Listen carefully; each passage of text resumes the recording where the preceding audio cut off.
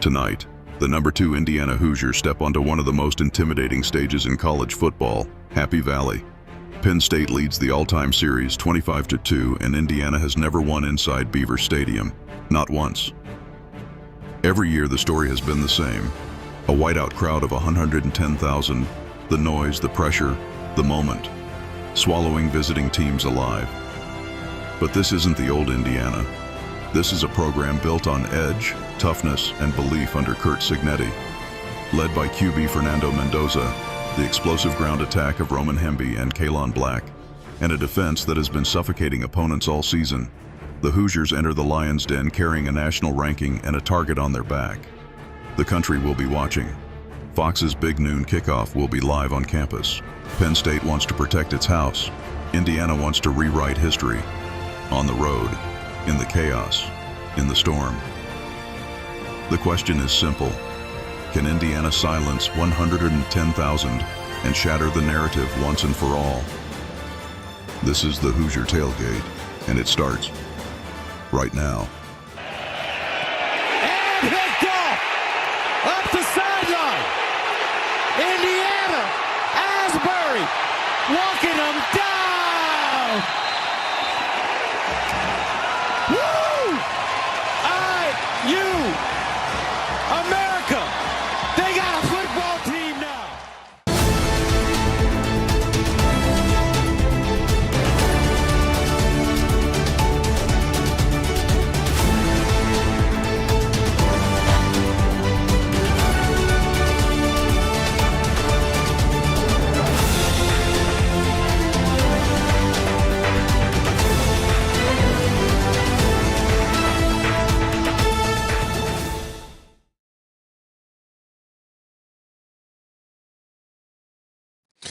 Good evening and welcome to another edition of Hoosier Tailgate here on thehoosier.com. I am the coach Shannon Griffith. Glad you could join us here this evening as we get ourselves prepared for the Penn State Nittany Lions on Saturday on Big Noon Kickoff. It's going to be a dandy of a game, and a game that Indiana has got to play again. Their road game in a place that has not been overly friendly to the Indiana Hoosiers through the years. Indiana has never won at Penn State, and they're faced with a 25-2 overall record against the Nittany Lions. But that's one thing that Coach Cignetti can honestly say he doesn't really care, because in his mindset, it's a new era in Bloomington. Good evening, everybody. I'm the coach, Shannon Griffith, and welcome to this edition of the Tailgate. Proud to have you with us here tonight. Going to have a great show here. We're going to be joined shortly by Zach Browning and get his take on this Hoosier football team, as well as the Nittany Lions, because of his background and being very involved with the Hoosier.com and their coverage of Indiana football. I do think that he is going to be able to give us some really good insight on what he thinks will be happening this weekend there in Penn State land. And also a lot of things going on right now. You also have the Indiana Hoosier basketball already up and running. Big win last night against Alabama A&M. I don't think anybody would say that was overly surprising, but I liked the way that ball club played last night, man. They had some scrap to them. They moved the ball as good as Indiana basketball I've seen moved in a long while. And so I do think it's going to be fun watching that group play. And the Nittany Lions will be playing again in the national spotlight. This is known as what Penn State is calling a white stripe game. This is where they encourage their fans to wear white. Their whiteout game was already happened this year. It was against Oregon, and this game is a white stripe game. So they encourage as many people as possible to wear all white, and you're probably going to see a vast majority of Penn State fans in that gear. Now the question will be, will 100 and some odd thousand, I think it's 110 now, fill the stadium there in Beaver Stadium on Saturday? that will be the big interesting thing to see, because a team has underperformed. They're coming off a road loss at Ohio State and losing 4 in a row. And now the Indiana Hoosiers come to town, the number 2 ranked team in the college football playoffs. And this is a key resume builder for the Hoosiers. You know, if they can go into Nittany Lion Land and get a W, that's a huge benefit to their resume as they prepare for this ball game. We already talked about this, the college football playoff. Hoosiers are ranked number 2. Again, that's a snapshot in time. It's going to change quite frankly over the next 3 or 4 weeks as teams win and lose. Big game this week in Iowa City, as you've got Oregon and Iowa teeing it up, and that will be an interesting ball game. You know, Oregon goes then there, the 9th ranked team, and Iowa is the number 20 ranked team in the college football playoffs rankings. So you can see huge game in Iowa City. That game is at 3:30, so that will follow the Indiana game on CBS, I do believe. So you can catch that game as well on Saturday. And then Penn State, we talked about this a little bit already. 3 of their losses were by a total of 10 points. Northwestern was 1 point. UCLA was 7 points. And then I can't remember who they played prior to that, was also like a 2-point loss. Or Northwestern, I said that already, didn't I? But anyway, they've lost 3 games by a total of 10 points. And it's amazing to think about that, because that was very similar to the Indiana team of I'm blanking tonight. The era that before Cignetti came in, when Tom Allen was the head coach, they had lost a multitude of games by a touchdown or less. So again, good ball club in Penn State. They still got really good players. They got a really good defense as well. Offensively, they lost Drew Allert, and that still is a big thing when they're playing a young pup at quarterback. And again, right now, that should be 14.5, not 4.5 favorites right now for Indiana. In the betting line, the last time I checked, Indiana was a 14.5 point favorite in that game for Saturday. So we'll get things rolling here tonight. We're going to talk to Zach Brown here in just a second, as well as look into some of the things that are happening in and around this game on Saturday. The Arkansas Razorbacks, it looks like they have their coach picked already. Memphis head coach is going to Arkansas, and that may be announced later tonight. So there's another opening that will happen in the dominoes, so to speak. So things are moving, and it's hard to think that here's a guy that's going to take a job but still has 3 weeks of the season left at Memphis in that respect. But again, Indiana, things are going well. Hopefully we get Fisher and Sarratt back. Again, nothing has come out firmly one way or the other in terms of their availability for Saturday. I'm going with the positive that they will be ready to roll on Saturday with everything. And we'll talk more about that, as well as what to expect from Penn State. But right now we're going to get over and talk to Zach a little bit on this game on Saturday. And we'll be back after that, when that's complete, to finish up the rest of the tailgate with some of the things we need to get talked about tonight, including the Coach Griff's film room. Now join us on the tailgate, Zach Browning from the Hoosier.com. Zach can catch all his articles and other items there on the Hoosier.com. Get over there and get your subscription today. Still a great deal. $1 off on the $1 for the first month, and then 50% off the rest of the year, plus a subscription to The Athletic. And you'll get all the writings, as these guys are now doing double duty with basketball season starting up, both the men's and the women's as well. So there's plenty of content there to be viewed. So Zach, appreciate you coming on. I know it's a busy time of the year, classes included, but we start out with this week a game that I think maybe a couple months ago when we sit down to do our group discussion about this Indiana football season and a look at the schedule. I think we all thought this was going to be the game that may or may not give the Indiana Hoosiers a chance to get in the playoff. And 90 times have changed with the Nittany Lions. They end up firing James Franklin after a lackluster, about a 3-week period there. And they're still struggling, but 3 of their losses have come in for I think it was a combined 10 points.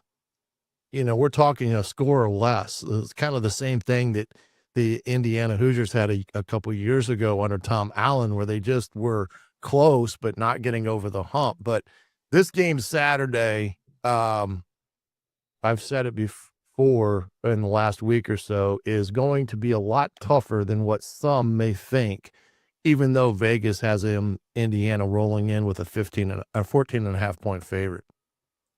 Yeah, this is the most talented team left on Indiana's schedule, and it's not super close considering Wisconsin and Purdue are the other 2 teams left on the IU schedule this season. But this is the team. I know it's a different team. It's really difficult to kind of pinpoint and predict and project what this Penn State team can do, because it's still generally, outside of the head coach, outside of the quarterback spot, it's still generally the same team that was ranked as the preseason number 1 or 2 team in the entire country. It's still the same defense that features 3, 4, maybe even 5+ future NFL players on the defense. There's 2 of the best running backs in the country on the offense. There's plenty of NFL talent on the offense, the offensive line, and the running back room. It just has fallen apart, though. And it's one of those things where the talent is there, yes, for Penn State. But since that loss against Oregon in overtime, I don't know if the vibe is different. I don't know if that game broke them. That might be a little bit difficult to say. But since that loss against Oregon, obviously you have James Franklin getting fired. Then against Northwestern, you have Drew Aller going down with a season-ending injury. Now you turn to Ethan Grunkmeyer as the quarterback, and this team just doesn't have the same juice. You mentioned they played a lot of close games, but given the talent that they have, quarterback or not, head coach or not, you'd still expect them to be able to compete and be able to beat teams like a UCLA team that Indiana destroyed, Northwestern team that isn't very good. You'd still expect them to be able to compete and probably beat those teams just given the talent they have elsewhere on the football field, but that just hasn't been the case. It's a very, very weird situation going on in University Park with the Nittany Lions, because again, the talent is there at everywhere that's not the quarterback spot, and the head coach is obviously different, but the talent just hasn't been able to figure it out over these last 5 weeks. Yeah, it is kind of mind-boggling to think of it, and like you said, it's not the sense that maybe the Oregon game has had a humongous hangover or not, losing those 3 games afterwards by a total of 10 points. There's something much deeper than just what's on the surface, because like they said, they just don't all of a sudden become a bad team. That is not the case. They've got, like you said, top tier talent. Katron Allen is probably one of the best running backs, not only in the Big Ten, but in the nation, based upon what he had done previously coming into the season. But it is a strange thing that is going on in Happy Valley, which for me, looking at it, makes me even more concerned, because you just don't know the pulse of this team or what they bring into the table, especially after losing to Ohio State. I mean, their chances of getting even into a bowl game have now dwindled quite significantly in that respect. But when you look at something like, Indiana's record that heads the Happy Valley this weekend, it's amazing there.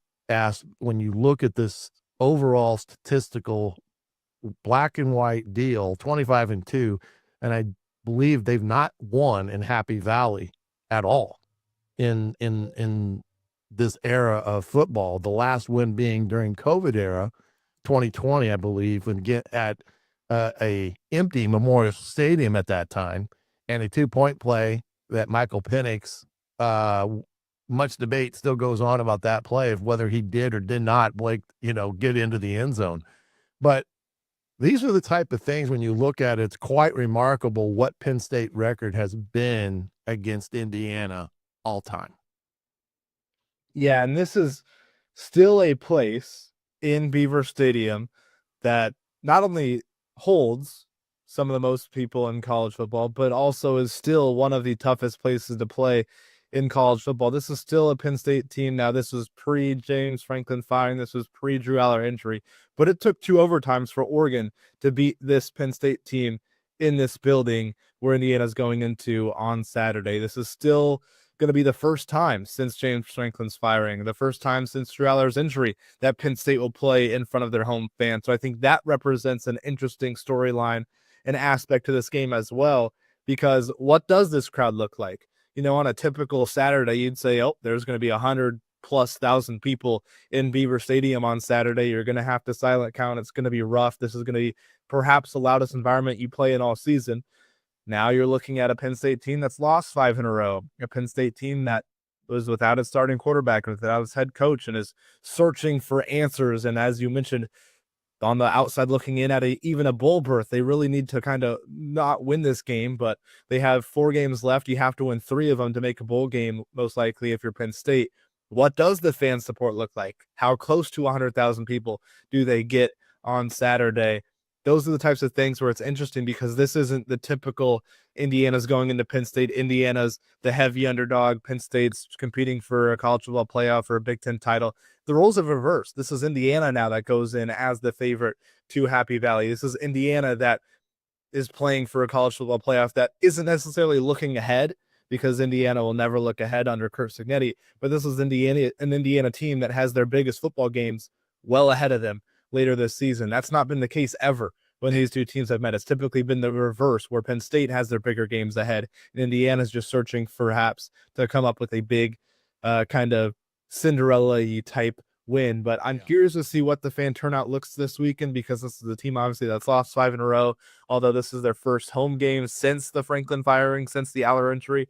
I don't think it'll be a sellout with 110,000 people, but I'm just not sure how many people will be there, how loud it will get. It will be loud, but there's levels to this. Will it be Kinnick Stadium kind of loud? Will it be an Autzen Stadium kind of loud? Or will it be like a Maryland on a Saturday in late October type of loud? I just don't quite know. I can't get a good feel for what this road environment is going to be like on Saturday. Well, they have two type of staple games in Happy Valley, one being the Whiteout. That has already occurred. That was against Oregon.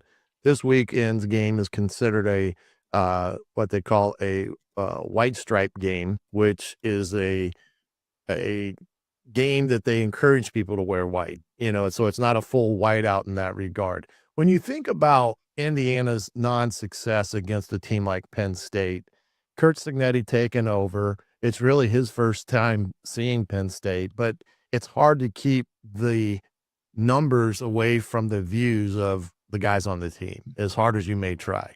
What are some of the psychological, maybe preparatory adjustments do you think that Curt Cignetti may or may not do this week in order to prepare them for this environment that they walk into? It's not like they haven't faced it. They faced it at, like you said, at Oregon and, of course, at Iowa. This is going to be even more so by 50,000 fans potentially, in that respect. So do you see anything that they may do, just knowing that there's this overhanging shadow, 25-2, not winning there, things of that magnitude? Or do you think it's business as usual in terms of Cignetti's approach to whoever they play this week, whether it's Penn State or whoever? I think it'll be business as usual. I do think in Curt Cignetti's odd head coaching mind and the way he thinks about things and goes about things, that this might even add a chip to Indiana's shoulder, because for starters, Curt Cignetti doesn't really care what happened at Indiana before he got here. So the 25-2 record that Penn State holds over Indiana, he could not care any less about that considering he was not here, so he doesn't view that as anything, any type of storyline whatsoever. He wasn't coaching any of those teams, so he doesn't really care about any of that stuff. But what I do think is interesting is that for the players, and maybe the coaching staff will feed into it a little bit, but the players, I mean, as you mentioned, you see the 25-2. Maybe you don't think about it much. You see the lack of success Indiana's historically had against Penn State, specifically in Happy Valley. You see those types of things. So instead of this being, a game against Maryland, that could easily not be a trap game, but it's a game against Maryland. There's not too much to play for. You're expected to take care of business. In a game like this against Penn State, I think it adds a little bit more of a chip onto the shoulder. Indiana, 100% of the time, plays with a chip on their shoulder, especially with all these guys that were under-recruited and stuff like that. They always play with a chip on their shoulder. So when you're going into Penn State, knowing that there's a little bit more to play for, it's not just another November game that you're expected to take care of business in the middle of a magical season where you're looking at another college football playoff berth. It's not just one of those games. The added chip of, being that first team to go into Happy Valley and win. The added chip of being that team that picks up the third ever win for Indiana over Penn State. I think that adds a little bit more and helps Indiana even in this type of sense, because it's different than a Maryland game. It's different than a UCLA game. You're not just playing a UCLA on a Saturday in October. It's not a road game against Maryland where 10,000 Indiana fans are there. This is a game that has a little bit more juice to it, because this isn't just one of those games where nothing is at stake. There's plenty at stake for Indiana in this game, and I think that helps Indiana, helps Griff. Whether he leans into that too much as far as his pregame meetings, I'm not so sure, but I do think in the back subconsciously of these players' minds, maybe that helps them a little bit come out with even a little bit more juice than they already were going to. One thing that Indiana will face this Saturday is a defense that is coordinated by Jim Knoll, and he is the coordinator that was at Ohio State a year ago, was a part of the national championship team. And if people remember the Ohio State game from a year ago, he was pretty much a dominant coordinator against this Indiana offense. So it's not like he hasn't coordinated against them before. And quite honestly, he kind of knows what to expect. And he'll probably lean into some of that Ohio State game plan. If you're Indiana in this ball game, not being specific what an offense needs to do or a defense needs to do, what is the approach, do you think, from this team overall, Penn State, on what to do against this Indiana ball club? And the biggest thing that Indiana's done in the last 2 weeks, in my opinion, has got back to a running game that's created 263 yards, and then last week 363 yards against Maryland. What is it you think that this Penn State team is going to focus on either side of the ball? It's so tough, because if you look at the Penn State defense, let's look at things from their perspective. You really have two options. You can shut down the run, or you can try and shut down the pass. If you try and shut down the run and you stack the box, you've got a Heisman candidate and one of the more talented receiving corps, not only in the conference, but in the country, that has already shown they can pick apart Big Ten teams, top 25 teams like in Illinois, for 400 yards and 5 touchdowns. So they've already shown that they can beat you through the air. Well, if you try and take away Fernando Mendoza, maybe force the ground game to beat you, maybe you're Penn State and you think, we have the bodies, the 5-star type of guys up front in that front 7 to try and limit Indiana a little bit. You might be able to think that way, but this is an Indiana team that even against Oregon was able to run the ball relatively successfully. That this team has shown that they can run the ball pretty much into anybody in the country. Iowa, they struggled a little bit, so maybe that's your approach. Maybe for the Penn State defense, you're like, let's take away Fernando Mendoza. Let's take away Elijah Sarratt and Omar Cooper. Let's force an Indiana team to go 5 offensive linemen, maybe a Riley Nowakowski in there, maybe 6 blockers against our front 7. We think that we can win those battles more often than not, and maybe that's your key to success. Maybe that's how Penn State has to game plan for this week. And on the other side of the ball, if you're the offense, it's really difficult, because you have become sort of one-dimensional if you're Penn State, because we have the 2 best running backs, or 2 of the best running backs, if not the best running backs in the Big Ten, 2 of the 5-10 best running backs in all of college football, and Nick Singleton and Katron Allen. Ethan Grunkmeyer hasn't been good. I think it's 3 interceptions to 1 passing touchdown since taking over as a starter for Drew Aller. Your receiving core has improved from last year, but still not a great receiving core. So you're going to have to try and run the ball. Indiana knows you're going to try and run the ball. Everybody knows you're going to try and run the ball. So Indiana is going to be able to stack against that. And at that point, it's just going to become, can Penn State run the ball 50 times and have success? If they can't, the offense for Penn State might be in for a long day. So I think that's where the struggle will really come out. I think the Penn State defense might do a decent job against Indiana if they try and really hammer home and really force Indiana to run on that front seven, which again, it's a talented front seven with plenty of NFL talent among those guys up front. Maybe Penn State can have some success defensively, but offensively, I really struggle. If I run through every scenario in my head, I really struggle to see a way where Penn State is able to do much offensively just because they're so one-dimensional with how Ethan Gruckmeyer hasn't really been able to pose much of a threat in the passing attack. So time will tell. It'll be interesting to see, but Indiana's favored for a reason, and I expect that to probably play out that way on Saturday. Yeah, and the other thing that was mentioned in Monday's presser at Penn State was they are going to throw the ball deep. They're not taking enough shots down the field to carry it into the head coach. So that is one thing that they are going to emphasis this week.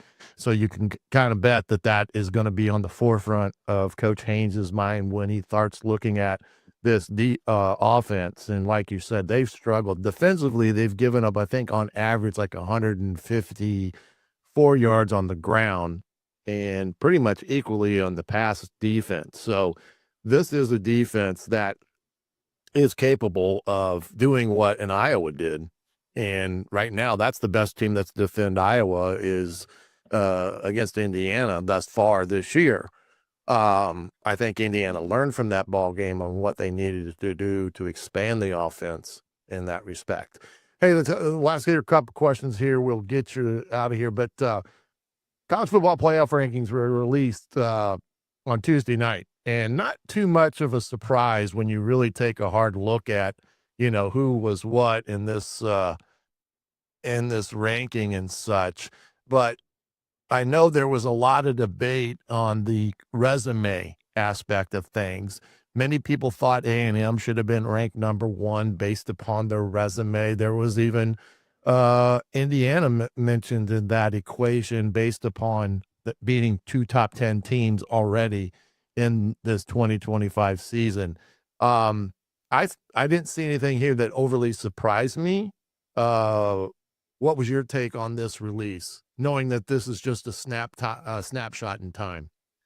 Yeah, that's where you got to really understand the importance. It's November 4th. The actual selection show isn't for over another month now. So this wasn't really an important rankings release for some teams. It was for others. If you think about Notre Dame pretty much found out that they're going to make the college football playoff last night on Tuesday, because with them sitting at 10 in the rankings, they're probably not going to lose another game this season. I know they play number 24 Pitt later this year, but they're probably not going to lose another game this season. So if they win out, they're going to be in the college football playoff. So Notre Dame found that out last night. Texas found out their standing and how close they are to the college football playoff last night. A team like Miami, they found out they're probably not going to make the college football playoff last night. So those teams found out things that was important for them. But if you look at the top, you look at Ohio State, Indiana, Texas A&M, Alabama, those teams didn't learn much. For those teams specifically, again, you're not looking ahead to championship weekend, but their seasons and their seedings and where they're at in the college football playoff will come down to championship weekend. If you're Ohio State and Indiana, whichever team wins that Big Ten championship game, assuming both go into that game undefeated, and you're looking at those two teams, whoever wins that game, again, assuming they're both undefeated, that team will be the number one overall team in the country, most likely. The loser, probably number 3 or number 4. If you're Texas A&M and Alabama, assuming both of these two teams win out, and again, they've got some tough games on their schedule left this season. I know Alabama's got Oklahoma. But if you assume both of those teams win out the rest of the year, they go into the SEC championship, the winner of that game will probably be the number 2 team in the country, with the loser being 3 or 4, depending on what they do with the Big Ten runner-up and the SEC runner-up. So I think these rankings don't really matter for those top 4 teams, because ultimately everything will change and everything will be determined on championship weekend between those top 4 teams you see on your screen right there. It's interesting that Illinois isn't on this. You see Iowa's on this list. and number 20. So that's a technical top 20 win according to the committee for Indiana. Oregon is a number 9 win. So technically, if you're looking at this, I think the best win in the country goes to Alabama because they beat Georgia. And then Indiana would have, I think, the second best win in the country by technical terms because they beat number 9 Oregon on the road. So if you're looking at those things, those point in the favor of Indiana. But again, conference championship weekend will kind of bear everything out for those 4 teams at the top. All right, Zach, good to get your input on that. And we look forward to the rest of the week to see what you come up with there on the Hoosier.com. Do not forget to get that subscription. Zach, again, appreciate you so much for coming on, buddy. And we'll get you back here again sometime. Appreciate you for having me. You bet. Zach Browning, Hoosier.com. We'll be back with more Hoosier Tailgate right after these messages. If you haven't signed up for BetMGM yet, use bonus code on3, and you will get up to a $1,500 first bet offer on your first wager with BetMGM. Here's how it works. 1. Download the BetMGM app and sign up using bonus code on3. 2. Deposit at least $10 and place your first wager on any game. 3. You will receive up to $1,500 in bonus bets if your bet loses. Just make sure you use bonus code on3 when you sign up. Make this college football season 1 for the history books. Make it legendary. Don't forget, if you haven't signed up for BetMGM yet, use bonus code on3 and get your $1,500 first bet offer today. See BetMGM.com for terms. 21 plus only. U.S. promotional offers not available in New York, Nevada, Ontario, or Puerto Rico. Gambling problem? Call 1-800-GAMBLER available in the U.S. Call 877-8-HOPNBY or text HOPNY 467369, New York. Call 1. Welcome to the Indiana football postgame I'm show. not sure what happened there, man. I tell you, that thing was blaring in my ear.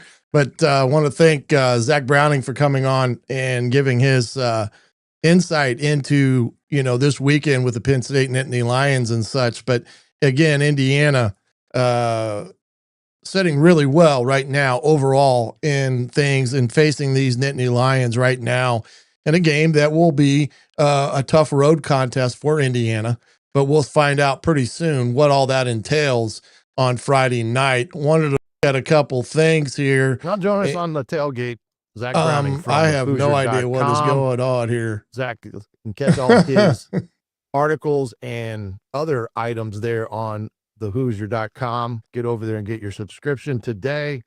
Still a great deal.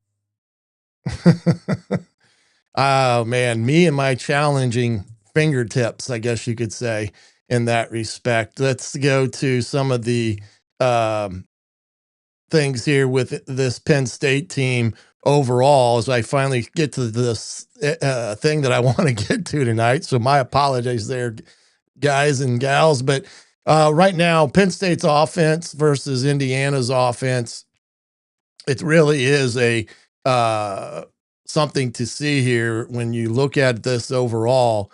But Indiana right now is a team that offensively they're just rolling in this respect. So 46.4 points a game, outstanding in that respect to Penn State's 31.5. That's all a key thing in it all. Rushing yardage, again, last week I said Indiana had to get to that rushing game back to where it was, and I think they've done that the last couple of weeks, averaging close to 250 yards a game and 260 yards passing. That in itself right there is a good day at the office. Rushing-wise for Penn State, 155.3, and then, of course, 180 through the air. Big things that you see here in third downs. Indiana has just been on fire of late on third down conversions because, like I've said before, it's all about 1st and 10. If you're efficient on 1st and 2nd down, you're going to have yourself 3rd and medium or less. And Indiana's been able to do that for the better part of the year. And right now they're at 58% overall, which is really good. Even Penn State's 43% is nothing to laugh about. And then when you go to the 4th down conversions, Indiana, again, in that category, around 38, 40%, as well as Penn State. So that some of the things there. Now, Indiana has been really good in the red zone when it comes to getting scores. And then, of course, red zone touchdowns, unbelievable, 90% overall. This is the big one. I always say the points off of turnovers. Indiana has 72. Penn State's picked up 44. And right now, time of possession, this is never something I would say that I would have thought Indiana were led in, because they have a tendency to score quick. But right now, they're really good in time of possession. Almost 35 minutes a game are of them holding on to the football, and that is phenomenal. When you look at these two defenses right now, there are some similarities, but I think a lot of it has to do, they've been on the field quite a bit at Penn State.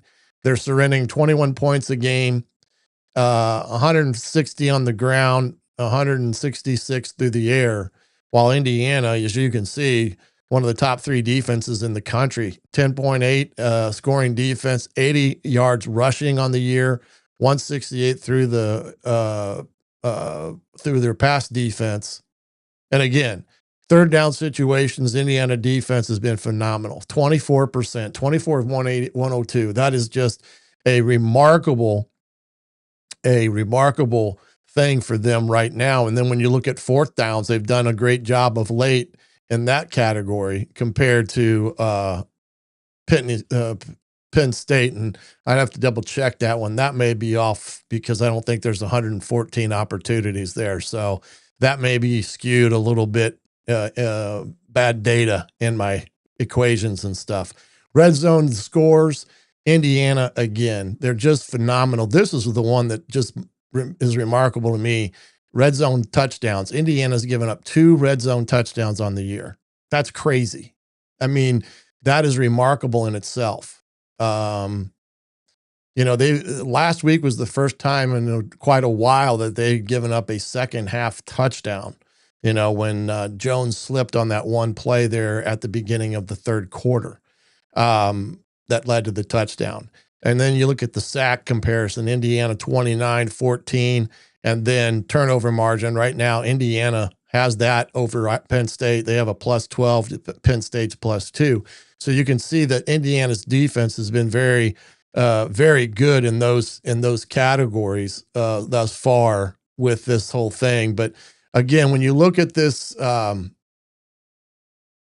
football team for Penn State, this Grunkemeyer kid is a young kid. This will be, I think, his third start coming up. His first start was against Iowa at Iowa. So he had a couple of 2-game starts there that were pretty brutal. After that, he had Ohio State, of course, and this is going to be his third overall start. He's out of Olentangy in Ohio, but right now, 3 interceptions on the year. He's a redshirt freshman, and he stepped in for Aller when he got hurt against Northwestern earlier in the year. So that's one thing to think of in that respect. But when you look at it all, he is a kid that's capable, but right now with his youthfulness, it's been very difficult for him to get on track. Now, here's the dude that's the beast of the whole thing. This is Kaytron Allen. Kaytron Allen is a dynamite player. He's almost got 3,000 yards rushing on the year, 690 or 2,000, almost 3,000 in his career, excuse me. And then right now he's averaging about 5.8 yards a carry. He is a guy that Penn State can, have him carry the load, and he's going to put it to you when he can. And he's a thing that Indiana's defense is going to have to be responsible in terms of their tackling and wrapping this kid up, because he will break tackles, and he's shown that in his career, and he still can do it in that respect. But he's been a workhorse for Penn State for 3 years now. When you look at their wide receivers, they went out in the portal and got guys. They were very, very average at the receiver spot last year. They went out and got the Pena kid from Syracuse. He had 941 yards last year for Syracuse and 9 touchdowns. Right now, his productivity is really not that great. Only 8.9 a catch, 1 touchdown, 232 yards. But for a kid that came from Syracuse, where he was pretty much a main target, they really haven't gotten the ball to him. The other kid is Hudson. This is another kid that transferred from USC. He had 462 yards at USC, 3 touchdowns. Transfers now, he's got 20 receptions, 236, and 2 touchdowns for Penn State. Big, strong kid, a guy that's got some length. And, you know, I wouldn't say that he isn't a guy that can't go down the field on you, because I think he's got the length to do that. The other young kid is Devontae Ross. This is a kid that transferred from Troy. And again, he had over 1,000 yards last year at Troy in receiving, right now at 281 for the offense there at Penn State. So you can see the 3 guys that they've gotten, 2 of the 3 have really, I'm not going to say underproduced, but just haven't had the targets that they're accustomed to when they came to Penn State. So that in itself has been a problem with this Penn State offense in terms of their overall productivity. On the defensive side of the ball, Campbell, this linebacker, transferred from North Carolina a year ago, and you can see he had 76 tackles a year ago, 10 and a half, that should be tackles for loss, 6.5 sacks. And right now, when you look at his stats, he's done pretty well. He leads the team in tackles. He's right there in TFLs, and has also got 2 sacks. So he's a very, very capable linebacker, and Penn State has been known in years past as linebacker U. I mean, they've had some phenomenal linebackers come out of Penn State. This DeLuca kid is another linebacker. He is a 3-year starter. Good player. He's your typical Penn State linebacker, tough as hell, and puts his nose right in there. But right now he's got 40 tackles on the year. When you get into the linebackers, the outside, and the DBs, Wheatley is another Penn State player that's been there in their system. Overall right now, you know, he's got 45 solos, 10 TFLs, and 6.5 sacks. Right now, he's only got 1 TFL and 1 interception. So again, he's had a very good career at Penn State. This year, he's kind of come up a little short on things. This is the kid that's this guy's a big time dude.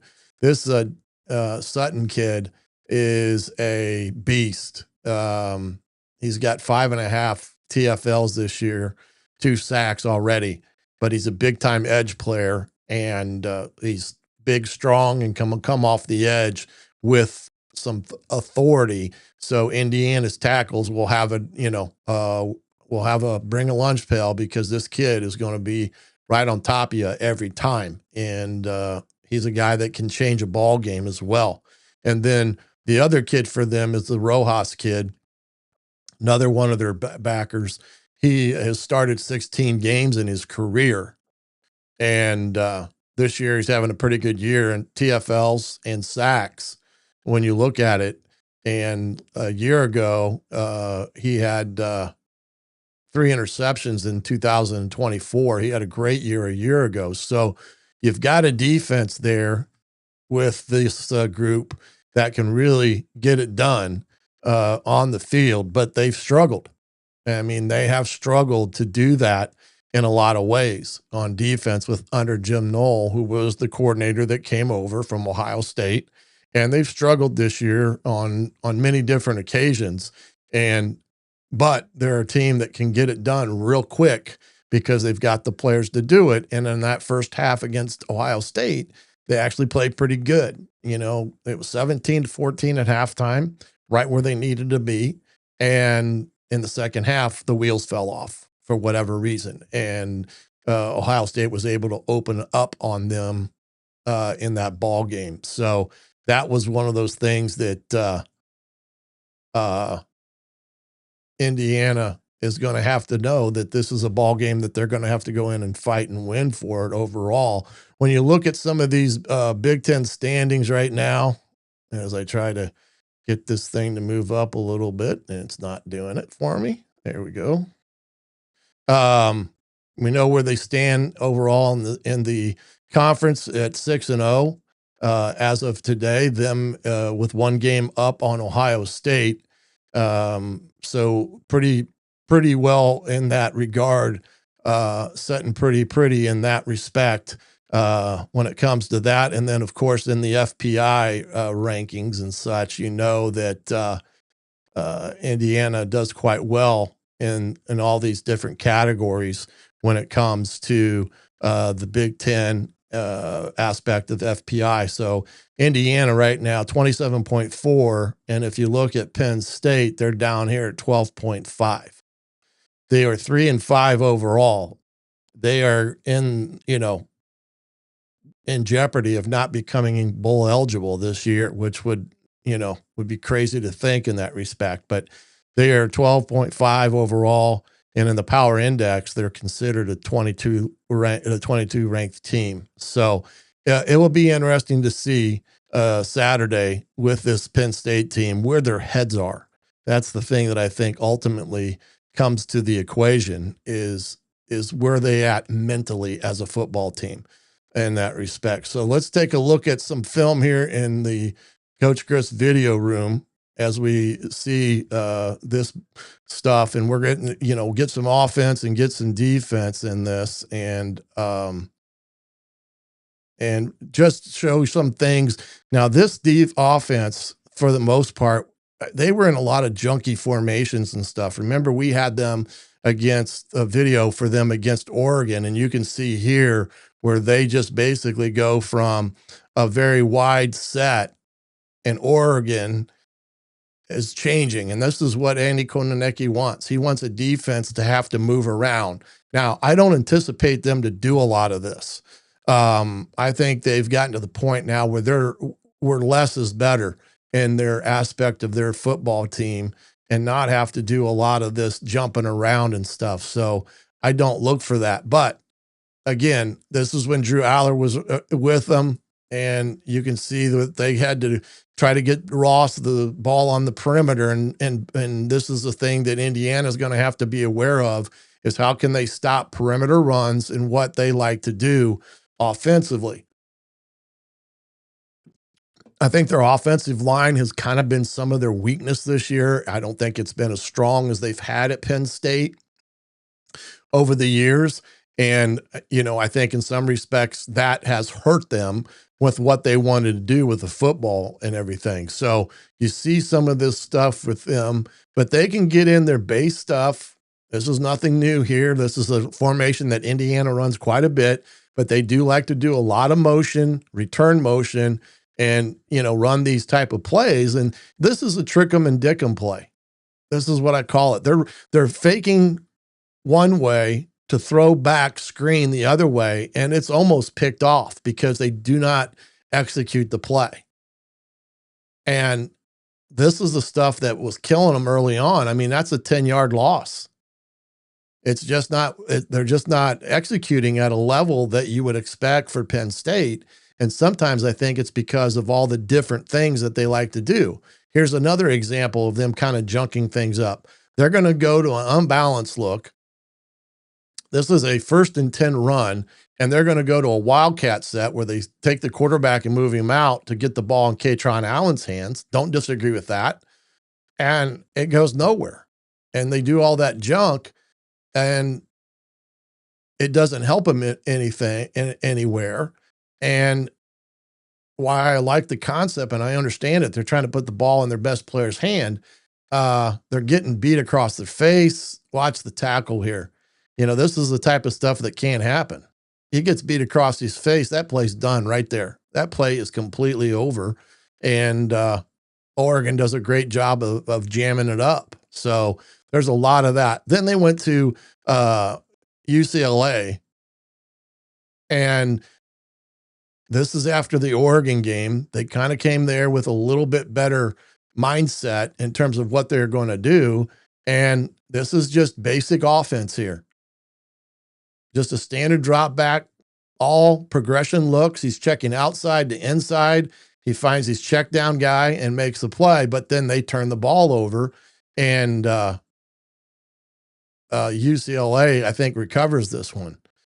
But again, I do think that losing Aller has hurt them mightily. Now, I haven't been a big Drew Aller fan, not because he's not a good quarterback or a great kid. I just don't think he's as good as everybody wants him to be. And I think they put a lot of pressure on him to be something he's not in some respects.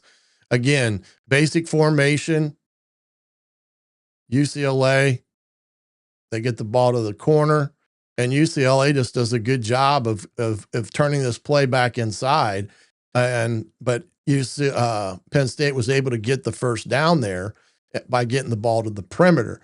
I look for them to do some of this stuff here where they just line up and go right at Indiana, try to get the ball to the outside, try to come downhill and go right at Indiana in the run game and get away from these exotic formations that they've been doing all year. And because I think they are better when they just line up and do things. Now, this is nothing new. I mean, this type of motion and stuff, it's back to a normal formation. But again, it's simplistic and it sets the picture for the quarterback. And when you got a young quarterback, the one thing you don't want to do is confuse him by doing too much of moving around. It's not good on the picture of it. And then, this is what they're missing right now is those type of throws and those type of execution on the perimeter. Again, here they are in a base formation, base look. And they're going to run a simple crossing route and get the first down. So they are better off when they can just line up and go play. And I look for them to do a lot more of that. And when they want to throw it deep, like their interim head coach, Terry Smith, said, they're going to do some play action and try to throw it deep.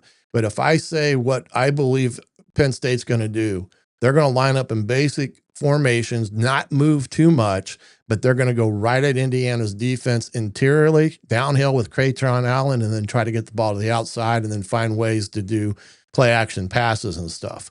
Now, when you look at this defense for Penn State, and we talked about some of their productivity out there, what hurt them this game, again, this is like a RPO concept and does a good job here. They're kind of playing a cover 4 to the field and almost like a 2-man into the boundary. And the big fellow rips it there. And, he was on this ball game and he hurt them by scrambling a lot this game. He got almost 150 yards on the ground rushing. But those are the type of throws you got to have, the quick snap-off throws that can cause this defense problems. Now, they're going to junk it up and come after you in certain situations. We'll show some of that here. Like here's one here on a run down. It's 1st and 10. UCLA is trying to go quick tempo here, and they're going to bring the heat. They run across blitz, but UCLA does a good job of picking it up. And a nice run and a nice play in the open field by the safety. But, Penn State's not lined up correctly. And so now they're bringing the run blitz, cross blitz, and that linebacker 24, the kid from UCLA, this kid here, he's supposed to go. He stops in the hole. I mean, he's like, whoa, man, go. What are you waiting on? Go make a play. So these are some of the things that has really hurt them, especially against teams that you would see Penn State beating. Here they are in 3rd and 11. They're going to play defense, rush 4, and play kind of a 3-under robber type of situation there. And they forgot about the quarterback, and he takes off and runs it and has a big play here. And he's a big, strong kid that can really make things happen. And again, that's the one thing that I thought Fernando did a good job last week when they gave him the lanes like it does here.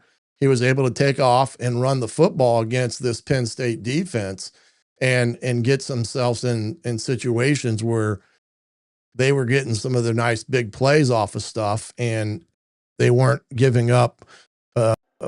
Indiana wasn't, whoops, sorry about that. Wasn't having to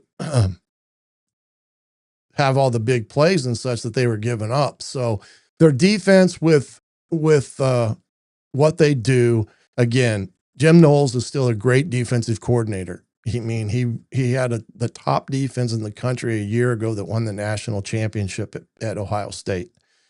And last year, Indiana had trouble kind of moving the ball against him because of what he was, what they were doing as a offense.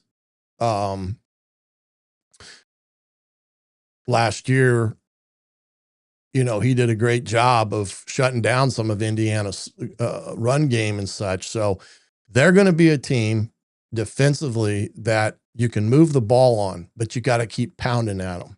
The more you can pound it at them and stay in rhythm, the more opportunities you're going to get to crack through and get to pay dirt in that respect. So Indiana will have a lot to accomplish in that respect on Saturday. When you look at some of these objectives that we talk about each and every week, whoops, let's see here.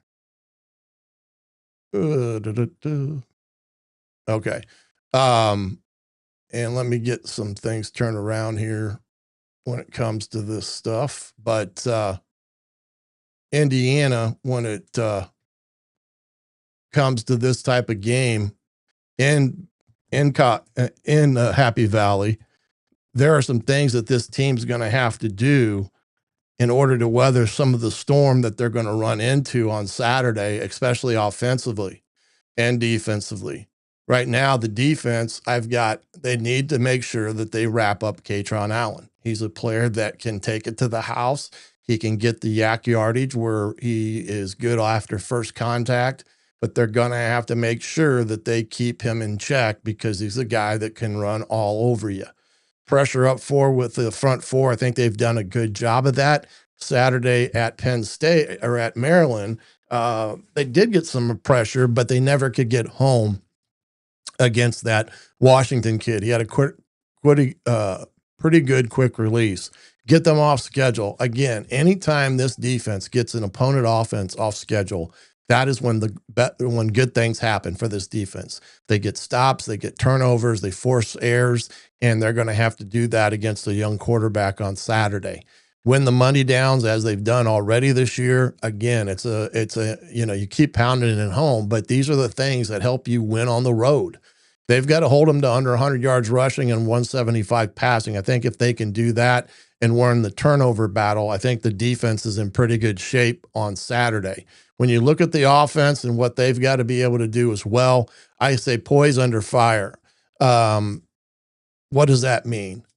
Well, last Saturday was a prime example of it. Their first two series weren't great. You had a pick and a negative 16 yards in two series at Maryland. But they were either able to weather the storm, settle down, and get things rolling. The same thing at Penn State on Saturday at noon is Penn State is going to come at them full barrel. And Indiana is going to have poise and not get too wrapped up into whatever the crowd noise is or things like that. They got to keep their mindset and their focus on what the task is at hand. That is run the football again for 200 plus yards. I'd like to see them throw for 250. If they can do that, get 100 points when they're in the red zone and put 35 on the board, I do think they are more on the board. They've got a great chance of getting their third win overall in this series and their first win in Happy Valley, because that is ultimately going to be the true aspect of this ball game on Saturday. When you start thinking about this stuff in terms of what Indiana is going to be able to do offensively, defensively, and special teams. And that's the other thing. Special teams Saturday, a game that is tight. If it's tight ball game are the type of games that special teams can be the advantage. Indiana has done great in that category. They got to continue to do that. I'd like to see them get another punt return to set up a score or even score or get a block punt like they did the first couple weeks. But be sharp in special teams on Saturday. And again, be aware that they could run fakes and things like that to pick up an extra possession. Those are the things that they have to be on alert for and have to understand that, again, you can't not go to sleep on special teams and just expect the ball to be punted or whatever. You got to be alert for anything and everything in a game like this, because Penn State has nothing to lose. They've got everything to go out and just turn it loose and see what happens. They're the ones that can, just go out and see how they play and not have any pressure or anything like that, and try to shift that over to Indiana's lap and say, look, we've won 25 games against you, and you've never won here in Happy Valley. So all the pressure's on them guys. You guys go out and play and let it fly.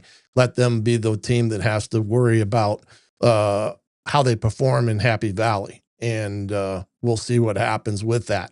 Remember, after the game on Saturday, we will have the Indiana Sports Beat post-game show with Jim Coyle and myself. And that will be, again, 30 minutes after the conclusion of the game. So sometime probably around 3:30, 4 o'clock in that arena. Just look at the Twitter of mine or Jim's, but also on Saturday morning at probably 10:30, we'll have Coach Griff's pregame primer. We talk about what, a reminder of what this game is going to entail for the Hoosiers and what they're going to need to do overall in Happy Valley to come away with a win. I want to thank you again for joining us here on the Hoosier Tailgate on the Hoosier.com. Again, get over to the Hoosier.com for that subscription, as well as if you like to get anything off the affiliate links, they're in my bio on my Twitter page at Hoosier Tailgate, and also the Fanatic store is listed there as well. Well, we'll catch you again on Monday when we will recap this game for the Indiana Hoosiers in Happy Valley against Penn State. But also remember, we will catch you Saturday morning at 10:30 for Coach Griff's pregame primer. Until then, have a great rest of your week, and we'll see you on Saturday.